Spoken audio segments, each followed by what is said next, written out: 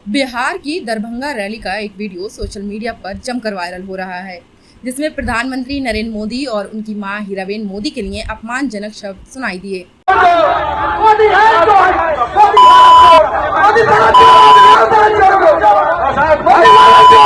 भाजपा ने तुरंत राहुल गांधी को कटघरे में खड़ा कर दिया, पटना में एफआईआर दर्ज कराई और ट्विटर पर शिष्टाचार की दुहाई देने वाले ट्वीट्स की बौछार कर दी। लेकिन अब तक ये साबित नहीं हुआ है कि राहुल गांधी ने खुद कोई अपशब्द कहे हों। कांग्रेस नेताओं ने सफाई दी और मंच से हुई गलती पर खेद भी जताया। लेकिन भाजपा का ये रवैया विपक्ष को घेरने की रणनीति के तौर पर देखा जा रहा है। लेकिन जब आईना भाजपा के सामने रखा जाता है तो तस्वीर बिल्कुल अलग निकलती है। संसद के भीतर भाजपा सांसद रमेश भिदुड़ी ने खुलेआम एक पूरे मजहब को कटुआ और आतंकवादी कहकर अपमानित किया था। उग्रवादी सिरे ले रहे हैं, उग्रवादी बोलने नहीं दूंगा कभी खड़ा होगा, ये बता रहा हूँ। उग्रवादी कटवे आतंकवादी है, उग्रवादी है, ये मुल्ला आतंकवादी है।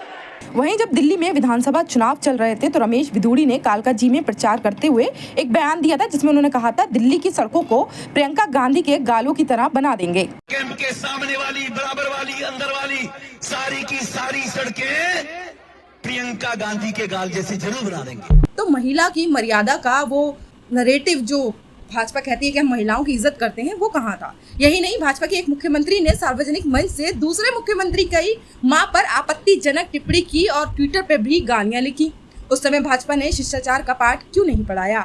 इतिहास भी गवाह है कि खुद प्रधानमंत्री नरेंद्र मोदी ने चुनावी रैलियों में सोनिया गांधी और राहुल गांधी के लिए अपमानजनक शब्दों का इस्तेमाल किया है। 2014 में उन्होंने कहा था, अगर माँ एक झूठ बोले तो बेटा दो बोले, बेटा दो बोले तो माँ तीन बोले। इसके अलावा बार बार माताश्री, शहजादी, दीदी और दीदी, नकली गांधी और झूठा जैसे शब्द भी उनके भाषणों का हिस्सा रहे हैं।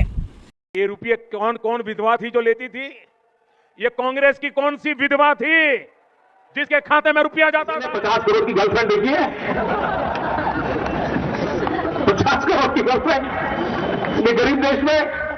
आदरणीय दीदी, ओ दीदी,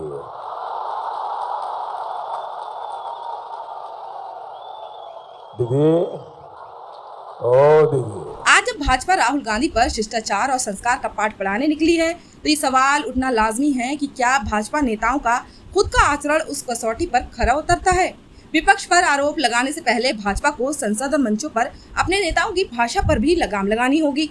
दरअसल ये विवाद सिर्फ गालियों का नहीं बल्कि राजनीति की गिरती हुई मर्यादा का आईना है। संस्कार और शिष्टाचार भाषणों में नहीं बल्कि आचरण में झलकते हैं और इस कसौटी पर भाजपा खुद ही कटघरे में खड़ी नजर आती है।